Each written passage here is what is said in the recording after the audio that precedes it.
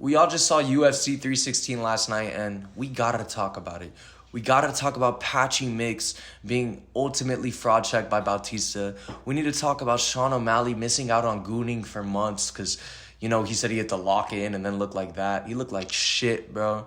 And then we gotta talk about Kayla Harrison talking on the mic for way too fucking long, and nobody wants to hear her talk. Impressive win. I'll give it to you. I didn't think she was going to win, actually. I thought Pena would be able to sprawl and stop some of the takedowns, and yeah, she just couldn't. Harrison's like fucking John Cena with a wig. It's fucking nuts. So, yeah, let's talk about the fight. Let's go through the early prelims to the main event and go one by one and talk about the picks I had. Overall, I went 9-3, which really isn't bad. I think the three I lost could have been avoided because I just believed in Sean O'Malley. I believed in the hype. I believed that he had more ways to win. I thought he could get a knockout through a knee up the middle. Just there's more ways for him to win, I thought, than Merab. I thought Merab could only win by taking him on the floor and tiring him out. I thought that was the only way Merab won, but he submitted fucking Sean O'Malley for like the first sub of his career, and this guy's not a submission artist. It's just... yeah, Sean's so overhyped, and I don't know why I had faith. And then with Pena, I told you guys I thought she would be able to stop some takedowns too, but yeah, like Merab and Harrison had, the same performance, just domination. And my only other loss on my picks was Chaos Williams. I thought Chaos Williams would just get a knockout. I thought he would land a huge shot, but Gustafsson is just... he's too much on the feet for him, bro. He's too much pressure. He looked good, but let's start at the beginning. First fight, I pulled it up right here. Markel Medeiros versus Mark Choinsky. Medeiros looked good, bro. I had this guy beating Balaji Oki on the fight, I think it was last week, and that fight fell through. I don't know what happened, but Medeiros fought Choinsky, and Medeiros looked dominant, bro. He outstruck him 115-64, almost double. Choinsky got 2 takedowns out of 11, though, so he stuffed a lot of takedowns. And overall, Medeiros was fucking him up with the leg kicks. Choinsky was in clear pain. It was just a dominant performance. Nothing more to say than that. Like, it was a good way to start off the early prelims because, bro, sometimes the early prelims suck ass. And in all honesty, these early prelims were gas. Like, they were good fights, like, entertaining. And, yeah, we had possibly the knockout of the year with the fucking, whatever his name is, Jung Sung Yu. That knockout was insane. But let's go to the second fight. We got Quillan Salkield and versus my Jewish brother, Yanal Ashmuz. And I say I'm Jewish, but like, bro, I'm half Jewish and it's by the mother, but I'm by the father. You guys don't give a fuck. And either way, I'm Jewish, but I'm not Zionist. There's a difference. I'm going to leave it at that. I don't even know why I'm talking about being Jewish. But, yeah, this guy's from Israel, and he lost. So, yeah, for my Jewish brother, it's not looking good. He got fucked up by Quillan Salkield, and Quillan is, like, a huge guy. When you look at the two in the ring, you see how big he is and how hard that weight cut must have been, bro, because he looks like he could be a welterweight. He looks like he's over 6 foot. It doesn't say here what he is, but he was a big guy, and yeah, he looked dominant. I think he won almost every single round.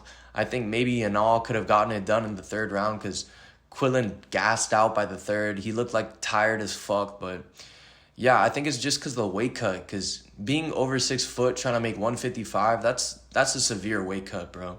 And I think it showed. I think he tired out, but overall, he won the first 2 rounds and kind of coasted through the third. Yeah, he was dominant. He outstruck him 89-65. He had 8 takedowns. Yeah, it was just a domination. There's really no ground game of that fight. And yeah, there's not really much to say. It was a somewhat entertaining fight. It wasn't terrible. And now we got to talk about the performance of the night. This fucker Ju Sang Yu. And I don't think he's Chinese because I'm part Chinese and I would have said that's my Chinese brother. But that fucker's like South Korean, I think. And bro, it's hard to say how good he's going to be or how good he is when he knocks somebody out in 30 fucking seconds. And I know the guy who was fighting, Jekka, has been known to get knocked out or knock people out. So it's not really a shocker that he got knocked out. I had you winning, but yeah, I didn't think he'd win like this, bro. 30 seconds in, check left hook, clean to the chin, dropped him midair. He was out on his feet. He flew forward, and then he got him with a follow-up. super satisfying. Like, me personally, I'm an asshole. Like, I like when people get the follow-up shots when the guy's already down. Like, it's on the ref. Like, the ref gotta call the fucking fight. Like, it's not on the fighter. Like, that just shows you got the mentality you want to fucking kill whoever is in front of you. So, I always fuck with a follow-up shot. But, yeah, I know that's probably controversial. But, bro, you looked amazing, bro. That knockout was insane. He has a promising career ahead of him. I hope he gets maybe a guy right outside the top 15, a known name. And, yeah, maybe he gets a top 15 fight even and starts putting his name in the featherweight conversation because right now he's a no-name. That was his first UFC fight, and, fuck, to come in the UFC like that, like, fuck, that's what we all wish Patchy Mix would have done. But that guy's a flop, but we'll talk about that later. Next fight, Wayne Kong, the fucking Joker. She actually is entertaining. For a woman who doesn't speak a word of English, entertaining. She dressed up like the Joker. She's a big personality, and, you know, I think she got humbled 2 fights ago, and I think that changed her whole perspective on things, so she's been more tame. But, like, bro, she's an actual personality, which this division needs. Like, the only interesting fighters in that division to me is it's Natalia Da Silva. Da Silva's, like, has to be next in line for the title shot. There's a bunch of people in that conversation, but I just feel like Da Silva's gross, and she doesn't even have the most flamboyant personality, and Wayne Kong fucking does. So I hope Wayne Kong now beating a number 14, Ariana Lipski, who's now Ariana Da Silva, whatever. She changed her last name because she's a chick, and that just happens. But you'd think we'd see that more often, but we rarely see these chicks change their last names because of marriage or whatever it might be. But regardless, Ariana Da Silva got dominated, masterclass. Wayne Kong fucked up her leg early on and continued to fuck it up. It was clear Lipski was in pain the whole time. That right kick to the fucking left calf of, like, the outside calf of Lipski was, yeah, it was bad. She was in significant pain. And Wayne Kong just looked good. I felt like she coasted in the 3rd round, didn't really want to push it to get the knockout because she already knows she's up 2 rounds, and I'm sure she wanted a knockout, but either way, it was an impressive performance. She outstruck her 147-65, almost triple. She just looked good, bro. She had a knockdown with the leg kick. Yeah, it was just a domination. And I'm excited to see what she does because she has a lot of promise. So, yeah, that should be interesting. Now getting into the actual prelims, starting with Andreas Gustafsson versus Chaos Williams. Man, I thought Chaos would win, but Gustafsson's his pressure was it was insane. I was about to say enormous, like that makes fucking sense. But, bro, his pressure was next level. It made Williams never be able to get off his shots in the right way. Gustafsson seemed to have good head movement, moving well. And, yeah, it was just too much for Williams. He got some takedowns in that fight, 8 of 14, which is solid. Outstruck him 151-95. And I think it was the first round. It was, like, complete domination. Like, could have been a 10-8. Like, it was, like, completely dominant. And Gustafsson looked good, bro. So, I don't know. Both these guys look huge for welterweights, you know. I know Chaos Williams had that close fight, I think, with, am I tripping? Was it Buckley back in the day? And I just have more hope for him. I thought he would win. But, yeah, Gustafsson looked good. So, I don't want to take anything away from him. And, yeah, let's talk about the next one. Sergey Spivak versus Waldo Cortez Acosta. And I actually had Waldo Cortez Acosta winning. I know he just beat Ryan Spann. And he's a good fighter, bro. He looked good in that fight. We expected Sergey Spivak to shoot more takedowns and, you know, maybe get a submission attempt or something. But he went 2 for 6 on takedowns, which I thought would have been like maybe 5 for 15. Like, I thought he'd be shooting a lot of takedowns. He didn't. I felt like he tried to trade with him. I think Spivak had a moment in the 3rd where it looked like he could, you know, get some momentum and hurt him. And I think he even may have won that 3rd. It could have gone either way. But I think it was too far gone. I think Acosta clearly won the first 2 rounds. And, you know, it was close to say the 3rd could have gone either way. But either way, he won that fight. He outstruck him 111-53, more than double. And, yeah, Acosta didn't even do a takedown in that fight. He looked dominant. I'm curious what this heavyweight division pans out to be. I think he's still a shitty fighter. I don't think he's ever going to make a run for the title. And Spivak, definitely not. I think he's washed. And, yeah, it was an okay fight. It wasn't the most entertaining or anything. But this next fucking fight, Azamat, that was entertaining as fuck. I thought he would win. He's on this crazy streak right now. He's unbeaten, but the way he won was so fucking dominant. First round KO. It was gross. He had him rocked. Bro, it was good seeing him back up on the fence and then follow up. Azamat looked like a demon, bro. And this is a guy you could actually get excited about in the light heavyweight division. Like, more so than Carlos Oberg. I feel like Oberg's overhyped. I feel like him versus Jan, he didn't look dominant against Jan. And I know Jan is a good fighter, but Jan's 42 years old, bro. He's old. Oberg's this young guy coming up, and I guess that was a good test for him. I think he still needs to beat someone like Yuri or, I don't know, maybe the winner of Roundtree and Jamal Hill. He needs one of those other names to really put himself in number one contender conversation. But I think Azamat, give him a top 15 fight and he fucking wins. This guy's a beast, bro. He gets so many KOs. He dominated this fight. He's an exciting prospect. And yeah, that was a great fight. And this Brenson Ribeiro guy, he just got fucked. He just got killed. It was just a mismatch. He was going like a lamb to the slaughter. It was over. As soon as he stepped in that ring, it was over. I knew Azamat would win, but bro, he won like a beast, bro. Dominant. Just dominant. Next fight, last fight of the fucking prelims, is the Wonder Kid Joshua Van. He's so fucking good. He's like the equivalent of Muhammad Makayev, but just striking. The promise Muhammad Makayev has as, a grappler and wrestler, being so young, it's like unmatched. And the only person who can match that is Joshua Van, who's a year younger, and his striking is insane. I knew Joshua Van would win. I had him winning, but I didn't think he would just... you got to give it to Bruno Silva, bro. This guy could take a fucking punch. Like, he was getting pieced up from round one. And Joshua Van was so slick, bro. He stuffed all the takedowns, I think. No, he went one... So he stuffed 5 takedowns out of 6. Joshua Van just looked good, bro. And his striking was on point. He doubled him up. It was 77 to 149 on total strikes landed. And it's like, bro, Joshua Van is too good. And then he took him out in the 3rd round. There's so much promise for this kid. I think you got to give him a top 5 fight. I think you got to give him Tatsuro, Amir Albazi. Amir's like a layup because he's going to fuck up Amir. Amir's overrated. You give him Tatsuro, Amir Albazi, Brandon Moreno. You give him the loser of Cop, KKF. You give him one of those guys, bro. I think he's a fight, maybe 2 away from getting a title shot. Like, he just fucked up Silva, and Silva's number 12, so it's good to finally see him ranked, and I think, like, the sky's the limit for this kid. I think he's that good, and yeah, I'm excited to see what he does. Okay, the main event, and Kevin Holland versus Vicente Luque started off the main event, and I'm not a Kevin Holland fan anymore. I knew he would win. I had him winning. It's just, the thing about Kevin Holland is he fights for cash, and he fights because he loves it. He doesn't fight to be the best. He's in between 2 divisions of 170 and 185. He never can decide. I think he's now, after this fight, decided to stay at 170, which I think he should do because he could just get ragdolled by the guys who are 185. And I think 170 suits him best. But yeah, I used to, like, if you would have asked me 2 years ago who's my favorite fighter, I would have said Kevin Holland. But I met the guy in person in Miami, and I remember talking to him for half a second. He had this attitude on him. I said, I'm a huge fan. Would you mind taking a photo with me? And he just looked at me like I'm some piece of shit. And he said, you could stand next to me and your friend could take a photo, but that's it. And like, he had like an attitude on him. I'm like, bro, what the fuck is wrong with him? And I took this photo. I put it up somewhere on the screen. And like, yeah, bro, it was like the classic story of like, you don't meet your idols or some shit, because once you meet them, you're going to realize you don't like them.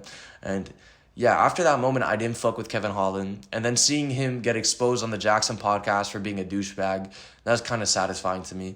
But I can't deny the guy's talent. He's fucking good. He's rangy, he's fast, he's strong for 170. He has all the promise in the world. Like, he beat a peak, well, not peak, but he beat Joaquin Buckley at a split decision against JDM back in the day. Like, bro, he's a good fighter, bro. And I knew he was going to beat Luque. I didn't think he'd sub him. But he does have crazy submission attempts. Like, he subbed Michael Olajaychuk back in the day. And yeah, he was dominant in this fight. He outstruck him 44 to 24. He got a takedown and a submission. His first takedown worked. And yeah, good on Kevin Holland. I hope he stays on 170. I hope he could just be more humble. I heard him talking throughout the whole fucking fight. And that's just Kevin Holland. Like, that's what made me like Kevin Holland in the beginning. So when I heard him talking, I wasn't like even hating. I was just like, all right, this is going to be entertaining. And Yeah, Luke couldn't get off his shots well. I think he landed a good hook, like a right hook, near the edge of the fence in the first round. But like, yeah, like I don't know. I feel like Holland's on a different level. I heard he called out Colby Covington after the fight, and that could low-key be pretty interesting. I don't know how that will go, but because Colby is good on the ground, even though I hate the guy. Like, I probably dislike him more than fucking Kevin Holland. And Kevin Holland was a douche to me in person. Colby Covington's just a douche on the internet. You probably meet Colby Covington, is super nice in person. It's probably the fucking opposite. But yeah, like I think Kevin Holland beats Colby if you keep it on the feet, but yeah, I think Colby's washed anyway. I don't think Kevin Holland's washed. I don't know. I don't know what to think about Kevin Holland, bro, because he has so much potential. And like a fight like this makes you think, bro, this guy could really make a run. But his mentality is he doesn't want to make a run. He just wants to fight. And it's weird. It's weird seeing that. But it is what it is. That's Kevin Holland for you. And then we got to talk about Mario Bautista. You know, I don't want to talk about how shitty Patchy Mix is because that's discrediting how good Bautista is. Bautista just looked good, bro. His striking was on point. His head movement was on point, while Patchy Mix had no head movement. The guy was like stiff as a board. He I don't know what the fuck that was. He was a punching bag. Like looking at the stats, I'm shocked they're not more one-sided. It says 173 to 122, but I can't even think of one significant strike that fucking Patchy landed. Like Patchy got dominated, dog walked all 3 rounds. Talked about how he was gonna be #1 contender after subbing him. He didn't even land a takedown for a submission. He didn't even look like at one point to have Mario in any danger. It was a complete domination, bro. And I knew that would happen. I had that in my picks just because I'm always the guy who thinks anybody from a different promotion, even if you're the champion of that promotion, like Patchy, at Bellator, PFL, any of these other promotions, you're not going to beat anybody in the top 10 in the UFC. And Bautista's like number 10. So it proved my point spot on. And yeah, I don't know what that was. He's so hyped up. Even other guys in the UFC were hyping him up. His girl, Tatiana Suarez, who flopped against Zhang, fucking hyped him up. And yeah, I don't know. He was a flop. Super upsetting for all his fans. Super satisfying for me because, you know, I just felt like he's overrated. Like, now we got Aaron Pico coming to the UFC fighting Movzar. I put any money Movzar beats him. No way Aaron Pico comes over and just beats Movzar. And we've seen it with Kai Asakura. We've seen it with so many guys. We've seen it with when MVP fought Ian Gary.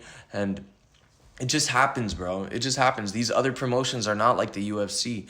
And, yeah, Patchy Mix is a prime example of that. I don't know what happens next for him.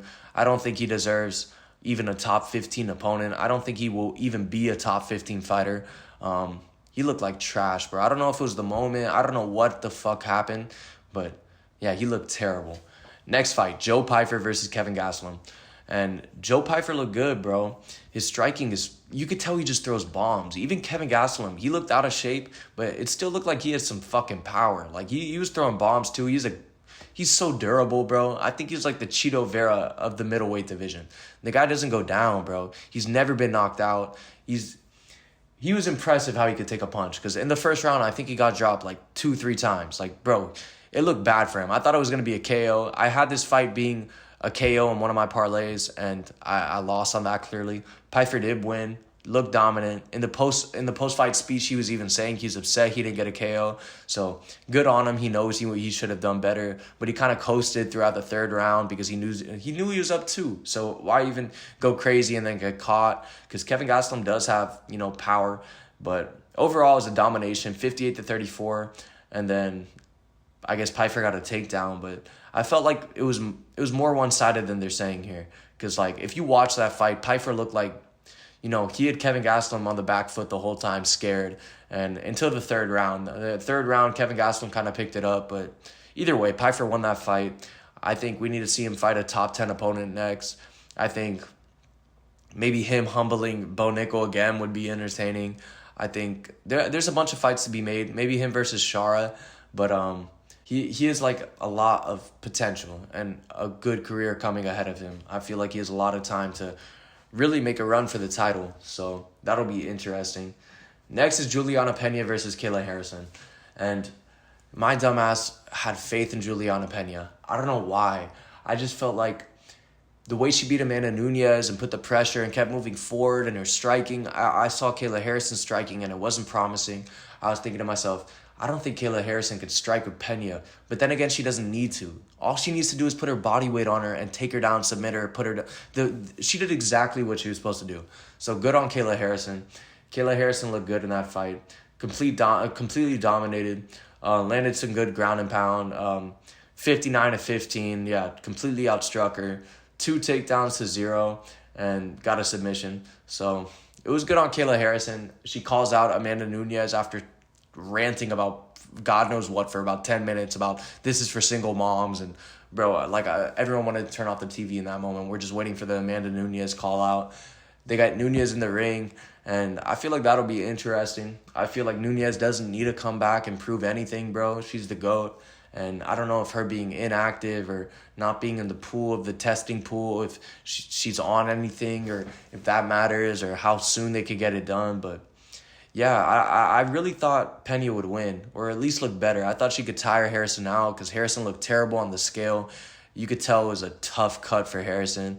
And I thought Pena could just make it go to later rounds and tire her out. But that clearly wasn't the case. Harrison looked good. And yeah, that's the new bantamweight champ. So good on Harrison. I'm excited to see the Nunes fight. I don't think Nunes should come back, but, you know, if she does, I hope she wins, even though she may not, because fucking Harrison is a unit, and that bitch is John Cena with a wig.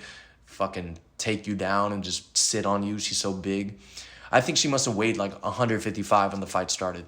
I wouldn't be shocked if it was more, because, bro, she's so big, bro. She don't look normal. No way that bitch is 135, bro.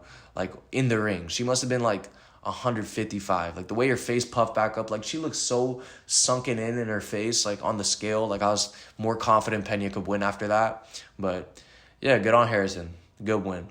And now the main event. Sean O'Malley versus Merab, number 2. And wow, was this a domination by Merab. Masterclass performance. Sean O'Malley had us all fucking, you know, at the edge of our seat thinking like right before the fight started that he could win, that you know, he practiced his takedown defense. He only lost because of the torn labrum. Now he's off social media and, you know, he's not jacking off. Like that's going to be the fucking key to victory here. Like, bro, no. He was so upsetting to watch that fight. I was like, why aren't you striking more? It's like even the whole first round, Merab gave him the opportunity to strike a lot more. His kicks up the middle looked kind of clean when he'd spin around and hit a back kick. And, like, there were moments that Sean looked promising, but I was just like, bro, he's not throwing enough. He's not doing enough. And then just, Merab's a beast, bro. He gets like an average of 5 takedowns minimum in all his fights, and he got 5 takedowns in this fight. And yeah, I thought Sean O'Malley would be able to stuff more takedowns. And he got taken down easy. He lost that fight decisively, like 38 to 141 in striking difference is fucking nuts. Like, are we serious right now? Like, triple, more than triple? Like, bro, what the fuck are we talking about? He's really that good? Like, Merab is the GOAT. Like, the run he's on is fucking nuts. And I think he steamrolls Corey, too, the same way. And then the only fight left to make in that division is maybe Umar number 2. Because he did break his hand in the second round. And Umar did get 2 rounds off of him and look good. So I think that's the only fight you can make. But I think Merab clears this whole division, bro. I think either he should fight Pantoja comes up and just beat Pantoja, or he goes up and fights Volk, if Volk still has the belt. But yeah, overall, you just got to give it to Merab, bro. Impressive win. Just impressive. Like, there's nothing more to say than the guy's fucking him. Like, the guy's the GOAT. Sean O'Malley, when you think about his career, maybe he was just overhyped, bro. Maybe he never really did beat Jan in that first fight. Maybe he got lucky with the Aljo, like fucking that right hand when Tim Welch tells fucking Aljo you got to move forward and lands the right hand. Maybe that was just luck, bro. And, you know, he did beat Chito Vera, but Chito Vera's Chito Vera. That's not fucking Merab. And then he lost to Merab, and then he lost to Merab again. You know, a lot of people had such high hopes for Sean, including me. I thought Sean would do better this fight, and yeah, he just got dominated, bro. And that's just, I don't want to say Sean O'Malley shit. I just want to say Merab is that good. Like, Merab is really that fucking good. And I don't know why people hate him. He's kind of entertaining. He's funny. He's not like some asshole. Like, I think he deserves the credit that he's now probably getting. And It's crazy he's from Georgia, and then Ilya's from Georgia, and Ilya's about to do the unthinkable and going up and becoming the lightweight champion after becoming the featherweight champ and knocking out GOATs. Like, if he knocks out Charles, like, bro, they got to have a Georgia card. They got to have a Georgia card with both the co-main and main is Ilya and Merab. Like, that'd be fucking nuts in Georgia because they deserve it, bro. They're the fucking faces of, UFC right now, especially Ilya, but Merab's making a fucking argument to be the GOAT, and I think he is the GOAT, so yeah, it was a good card overall, bro. Like, I didn't know what to think going in. I thought it'd be a good card, especially after last week's card with Aaron Blanchfield pulling out, or Macy Barber pulling out, and that whole card being a flop. That's like a 3, and then, sitting next to this card, it makes it look like a 10. So this card did deliver, though. It was a good card, had some good fights, had some good moments. 4 performance of the night's bonuses, and 1 going to that fucking, I think, South Korean dude, who landed that crazy left hook. Like there was some good moments in this fucking card, and overall it's a good watch. I wonder what you guys think. I wonder if you think Sean O'Malley's just this hype job, or is it just because Merab is that good? I wonder what you guys think. Overall, you can't complain. UFC 316 was good. I'm excited to see UFC 317. I'm actually going to be there in person. I'm hyped. I'm going to Vegas to watch that shit. And, yeah, bro. Expect a vlog for that video because I got to vlog that shit. But, yeah, what was your guys' overall thoughts about the fight? Did you guys have picks? Did you guys hit? Did you guys expect Patchy Mix to be a flop like he was? Did you expect Sean to get humbled like he did? And, yeah, let me know in the comments, and thank you for watching.